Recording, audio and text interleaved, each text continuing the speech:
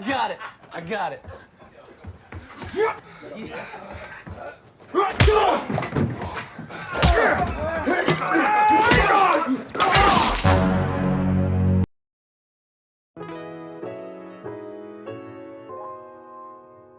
Halo everybody and everyone. Bagaimana? Mamamnya enak, tidurnya nyenyak. Ya, itu adalah sebuah kenikmatan yang tidak bisa dibayar oleh uang. Ya, lagi-lagi bertemu dengan KM. Kali ini KM akan merangkum film yang sangat beringas dan memicu lagi jiwa-jiwa yang telah beku akan pertarungan dan perperangan. Film ini hampir sama dengan film John Wick dikarenakan sang tokoh utama ingin sekali pensiun dari dunia gelap. Akan tetapi ketika ia diganggu, ia pun terpaksa mengaktifkan kembali jiwa pertarungnya sehingga tak satu pun yang bisa mengalahkan sang tokoh utama ini. Dan film ini adalah Nobody. Ya, langsung saja kita masuk ke alur ceritanya.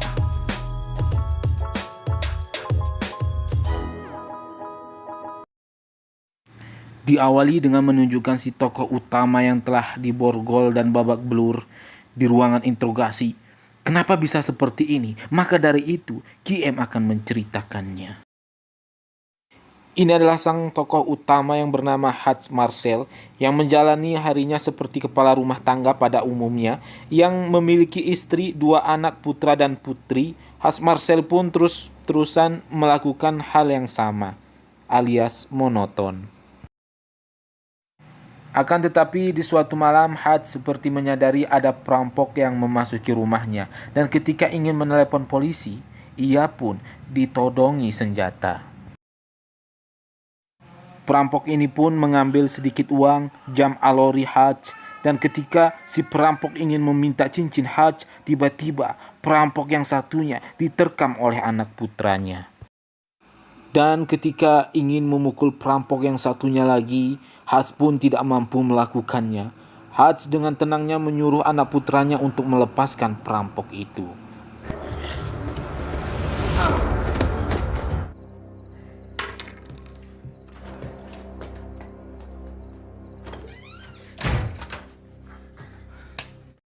Dikarenakan kejadian itu, Hutch pun sulit meyakinkan dirinya kenapa ia bisa membiarkan semua itu terjadi pada keluarganya.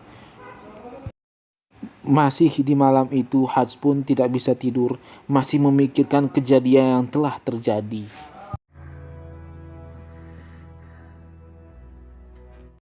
Keesokan harinya, Hutch pun masih melakukan hal-hal yang sama, seperti berlari kecil, pull up, ketinggalan truk sampah, masak, dan bekerja.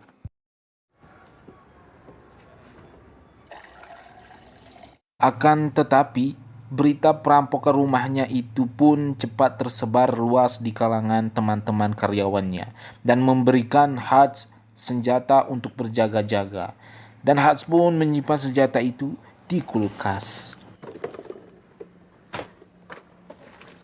Dan itu terus dan terus menghantui pikiran Hutch yang ingin kembali ke dunia lamanya.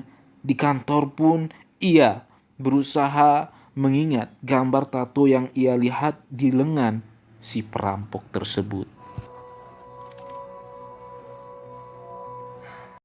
Dan Hutch pun menemui ayahnya di panti jompo dan ayahnya mengatakan, "Ingatlah siapa kita dulu." Terus dan terus dihantui dengan siapa sebenarnya ia dulu telah diremehkan sekarang. Ditambah lagi si anak putrinya mengatakan bahwa ia kehilangan gelang kucingnya. Mungkin gelang itu telah diambil si perampok. You okay? Dan inilah saat yang ditunggu-tunggu. Hutch pun seperti harimau yang bangun dari tidurnya, seperti serigala yang sedang lapar. Ia pun membawa senjata, kartu FBI, dan kartu ATM bekas. There's this thing I gotta do.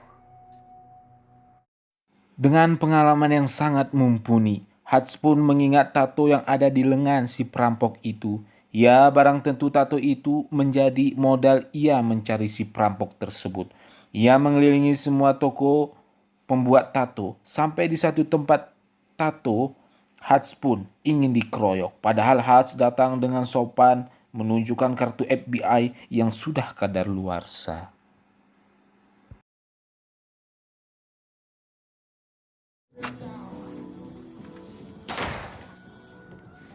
Your ID is a badge.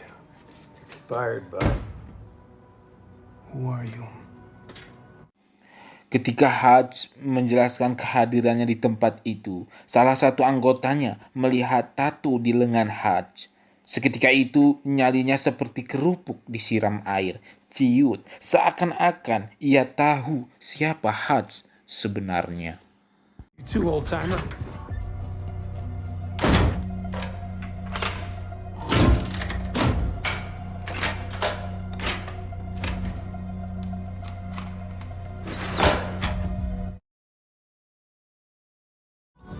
Send me in the direction of this person. Sesampainya di rumah si perampok, ia pun beraksi dan meminta jam arlojinya dan gelang kucing anaknya.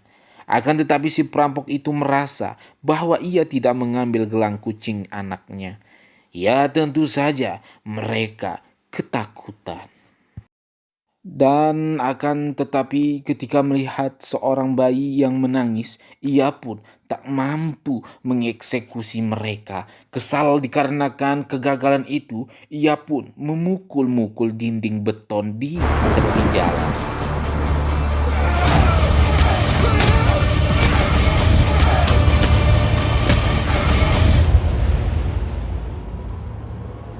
Singkat cerita, Hutch pun pulang menggunakan bus, akan tetapi ketika di perjalanan, tiba-tiba sekelompok orang menabrak tumpukan batu bata, sehingga menghentikan bus. Dan dengan songongnya, sekelompok orang itu masuk ke bus di tengah-tengah Hutch yang sedang tidak baik-baik saja. Hutch pun melampiaskan kemarahannya itu kepada mereka. I've gotta be me. Hutch pun menyuruh si sopir untuk turun dan Hutch memulai aksinya.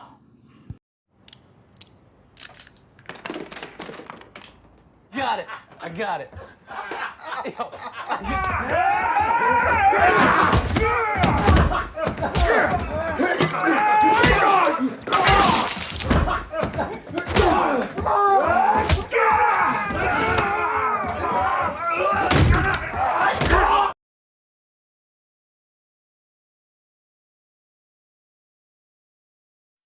Ya tentu saja pertarungan ini dimenangkan oleh sang tokoh utama, Hutch Marcel. Sesampainya di rumah, istrinya pun kaget karena melihat Hutch yang telah babak belur. Ya tentu saja ini akan diobati oleh istrinya. Back up. About. Dan scene pun berpindah ke Julian. Julian adalah seorang kepala penjaga keamanan perusahaan Ozark. Perusahaan Ozark ini adalah perusahaan penampung miliaran sampai triliunan itulah pokoknya. Jadi Julian ini juga bukan sembarang-barangan orang. Dan ternyata salah satu anggota dari pertarungan Hutch kemarin malam itu adalah adiknya Julian. Dan Julian pun menanyai siapa yang telah berani melakukan ini pada adiknya. Dan salah satu anggota itu memegang kartu ATM-nya Hutch yang ketinggalan di bus. Dan ini cukup untuk menemukan keberadaan Hutch dan mencari informasi siapa sebenarnya Hutch.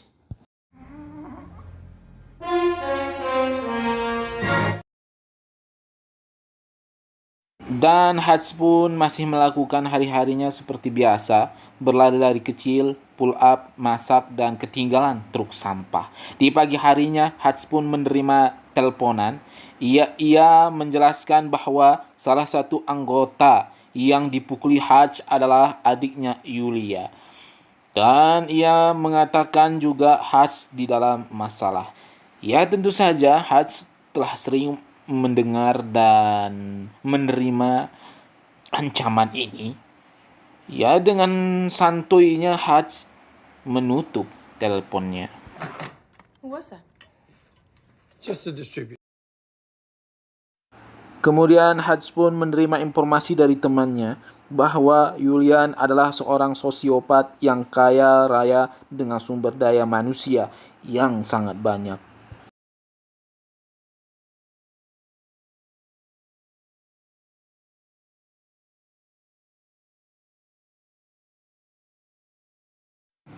Di sisi lain, Yulia pun mencari informasi tentang siapa Hutch yang sebenarnya. Awalnya si pegawai hanya menemukan bahwa Hutch ini adalah orang yang menitipkan ayahnya di Pati Jompo. Dan si pegawai ini juga mengatakan bahwa Hutch hanyalah seperti orang biasa-biasa saja. Akan tetapi Yulia masih belum puas dengan informasi si pegawainya dapatkan. Lalu Yulia mengatakan kalimat yang sangat keren menurut QM, yakni, "Janganlah kamu mengenali serigala dalam kulit domba." Maka benar-benar saja si pegawai pun menerima informasi dari temannya yang bekerja di Pentagon. Seketika itu, si pegawai ketakutan dan mengatakan resign. Luar biasa. I'm out, no need to pay. Good luck.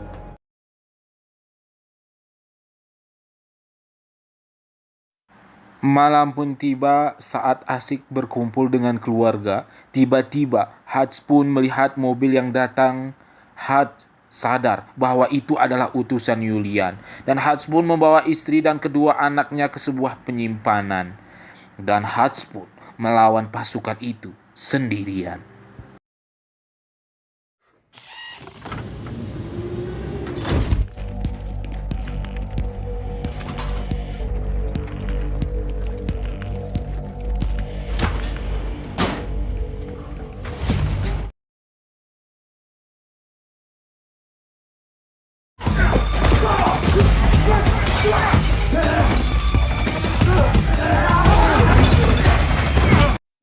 Di saat Hutch lengah, ia pun disetrum dan pingsan. Ya, sudah pasti ia akan bisa lolos dari itu semua. Karena kalau tidak bisa lolos, bukan Hutch namanya.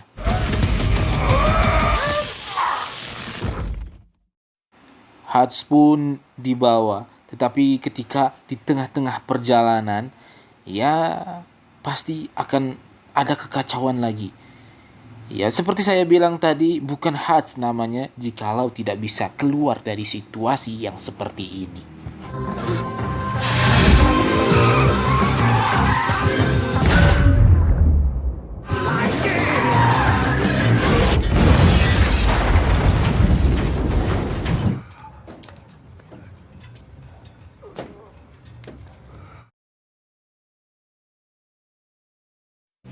Setelah kejadian itu semua, Hutch pun pulang dengan berlari. Sesampainya di rumah, ia pun mandi terlebih dahulu, baru bertemu dengan istrinya. Sungguh maco sekali.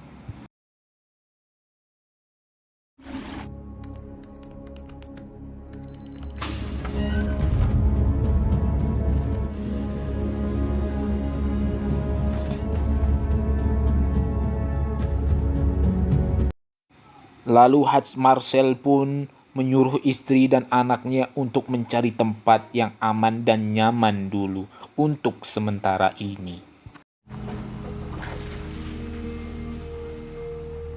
Masih di malam itu, Hutch pun mengambil tabungannya dan membakar rumah dan seisinya. Ia pun bergegas ke pabrik dengan menggunakan mobil putih tetangganya dan membeli pabrik temannya dengan menggunakan tabungan emasnya. Ia pun menggunakan pabrik itu untuk melawan pasukan Yulia. He said 0 to 60, 4.9 liter V8.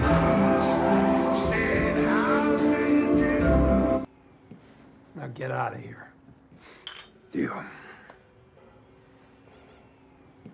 Now get out of here. Keesokan harinya, Hutch pun menyiapkan peralatan, perlengkapan, dan jebak-jebakan untuk menghadapi sumber daya Yulia yang sangat banyak. Luar biasa. Hutch pun memberanikan diri untuk menghanguskan penampung uang yaitu perusahaan Obsak sendirian di saat Yulia bernyanyi, dan Hutch pun membakar semua uang yang ada di perusahaan itu. Sungguh rasanya seperti Anda menjadi Iron Man.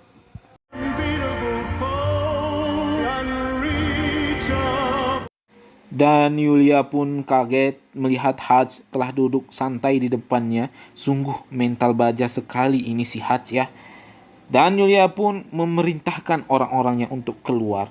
Hutch pun memberikan pilihan untuk melanjutkan pertengkaran ini atau menyudahinya.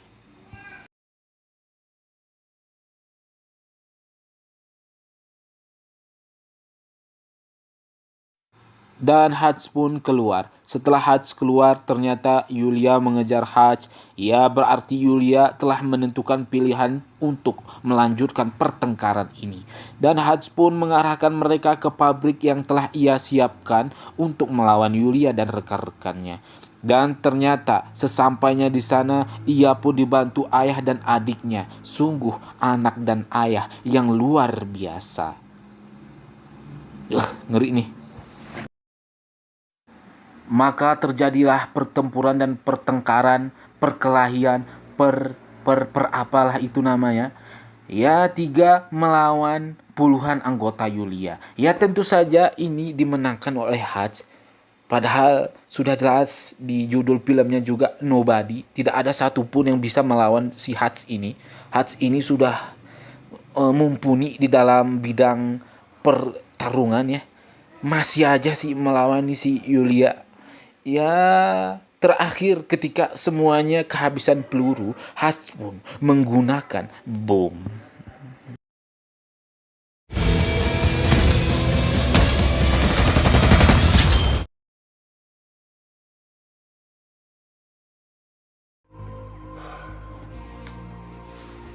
Well, that don't sound too good.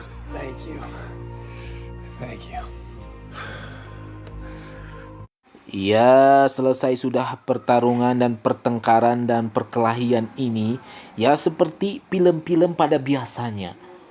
Polisi akan datang setelah pertengkaran, pertempuran, dan perkelahian. Ya, seperti ini juga dialami dengan film Nobody ini. Dan juga Hutch pun diinterogasi. Maka dari itu di awal video kenapa Hutch bisa diinterogasi? Ya, dikarenakan Hutch melawan Yulia. Ya, ngomong apaan sih? Susah banget. Jadi seperti itulah kenapa Hutch bisa dibawa ke ruangan interogasi ya, karena perperangan antara Yulia dan Hutch. Ya seperti itu emang. Ya tontonlah. Entah dari mana para peinterogasi itu menerima teleponan. Ya, terlihat dari raut wajahnya mereka itu seperti mengetahui siapa Hutch yang sebenarnya. Dan Hutch pun dibebaskan.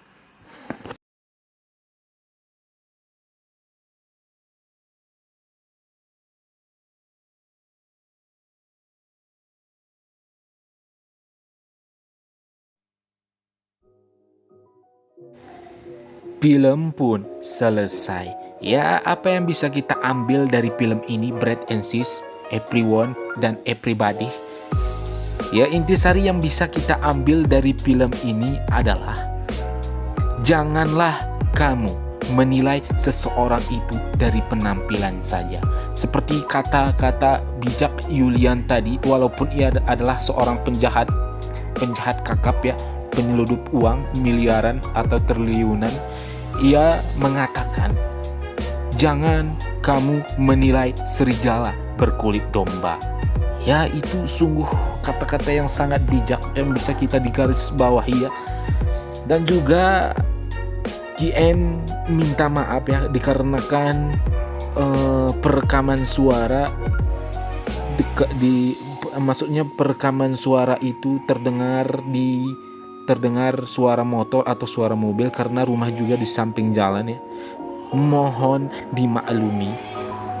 Dan apa ya? Nggak apa-apa sih, nggak ada ngomong apaan sih. Ya mohon maaf juga ya, saya GM Sampai jumpa di video selanjutnya.